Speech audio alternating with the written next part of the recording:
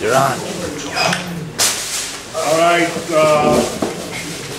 Today was the yahrzeit of my uncle Shmuel Avram ben David. It's already getting close to Chanukah, and there's a question that people ask about Chanukah, a famous question, Yosef, with many answers to it. The question basically is, the Gemara tells us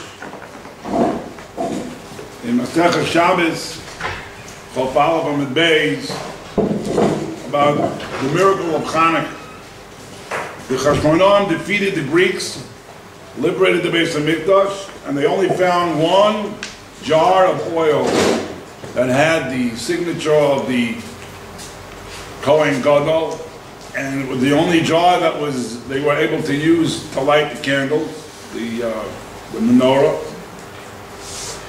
And it was only enough to last for one night. But instead of lasting one night, the miracle was it lasted 8 nights until they could go and get new oil. That's why we celebrate Hanukkah for 8 days.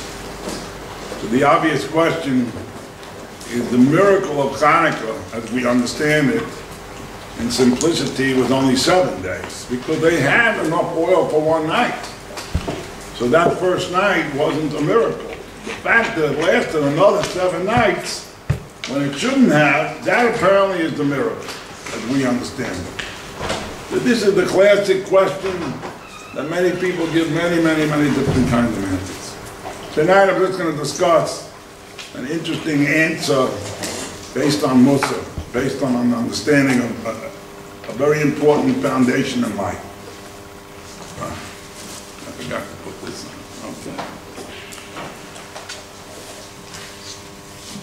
Okay, so again, the question basically is, if they found enough oil for lighting the menorah for one night, and it lasted 8, so the miracle was only 7 days, not 8. So why do we celebrate Chanukah 8 days when the miracle was only 7? I'll start off with an interesting article from the Reader's Digest. The Reader's Digest has a few articles that explains the concept that we call coincidence. One of the articles from August '79, it's entitled, "Coincidence. Is it black magic or blind chance? It can happen to any one of us, and some experts say the odds that it will are so high that unseen forces must be at work." And he tells there some very interesting, what we would call coincidences.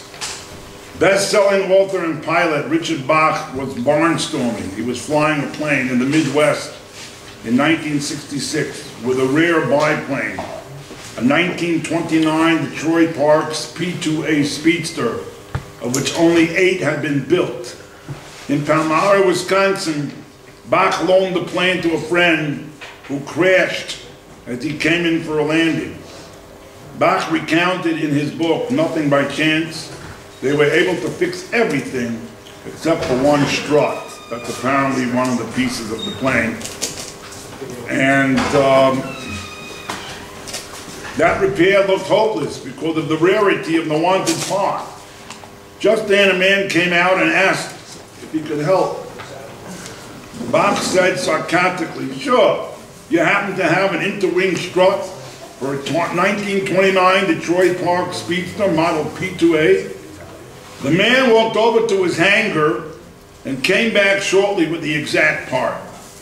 Bach concludes, the odds against our breaking the biplane in a little town that happened to be home to a man with the 40-year-old part to repair it, the odds that he would be on the scene when the event happened, the odds that we'd actually push the plane right next to his hangar within 10 feet of the part that we needed, the odds were so high that coincidence was a foolish answer. Then there's another article I saw in the Reader's Digest entitled, in 1987, A Wild, Weird World of Coincidence, by Richard Blodgett. And he brings there some interesting coincidences as follows. Some coincidences hinge on so many peculiar variables that the chances of their actually occurring seem impossible to calculate. Could probability, or even for that matter, the most crazed conspiracy theory, account for the string of bizarre similarities between the assassinations of President Kennedy's and Lincoln?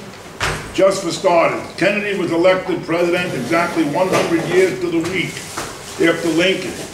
Both were deeply involved in civil rights for the blacks. Both were assassinated on a Friday in the presence of their wives. Each had lost a son while living in the White House. Lincoln was killed in the Ford's Theater, and Kennedy in a Lincoln convertible made by the Ford Motor Company. Both men were succeeded by vice presidents named Johnson, who were born 100 years apart.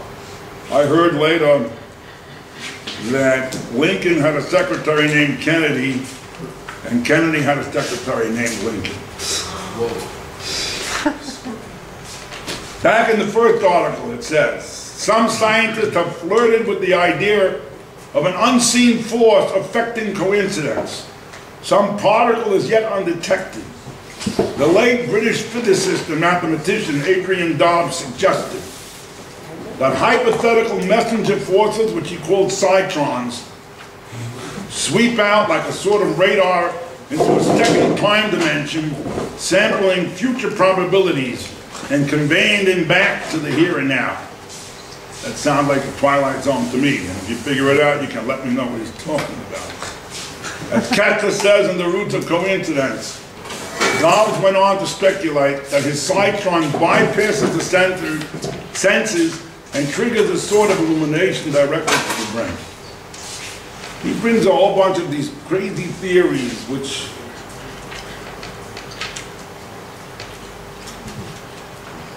really don't make much sense. Maybe they understood what they were talking about.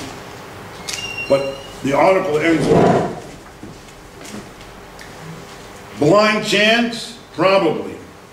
But as Kessler notes, current biological as well as physical research strongly points to a fundamental tendency of nature to create order out of disorder.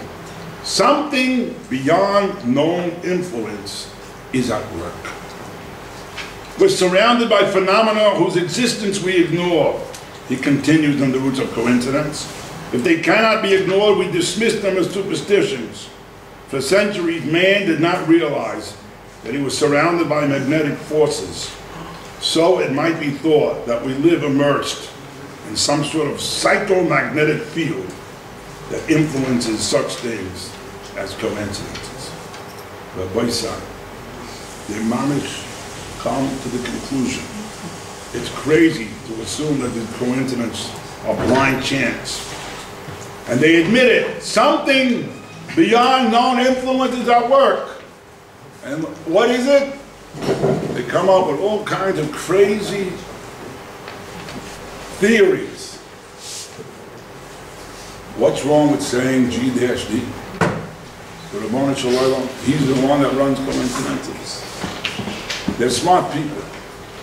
They can't say that. Once they admit there's a God, they're in trouble. There's a thing called cognitive dissonance. That means when a person believes something and that belief is going to make it hard for him because he may have to change his way of living based on that belief. So he doesn't logically refute it. He just automatically puts up a mental block. And even if you could logically tell him from today till tomorrow that there's a God, he cannot accept it because he's going to be in trouble if he accepts it. So he'd rather just deny it and say, well, I don't believe it. They're afraid to say it. What's interesting to note is in that article, in the back, they have these quotes, quotable quotes. It has nothing to do with the article, but I noticed it was cute. It says a skeptic, that means a non-believer, is a person who, when he sees the handwriting on the wall, claims it's a forgery. That's exactly what that article is doing. They come to the conclusion something beyond known influences at work, the handwriting's on the wall, admit it.